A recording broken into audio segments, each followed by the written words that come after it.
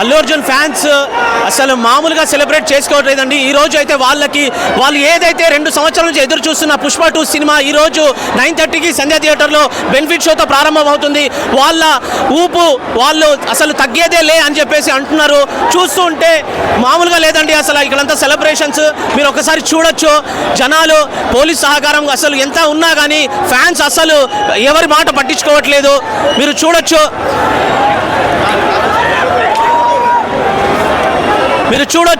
Fans ఏకతాయిగా Allu Arjun కోసం ఎదురు చూస్తూ ఉన్నారు. ఎప్పుడైతే మా హీరో వస్తారు, ఎప్పుడు మా హీరో వస్తారు అని చెప్పేసి ఎదురుగా చిందులు వేసుకుంటూ వాళ్ళు ఎంత చూస్తూ ఉండండి.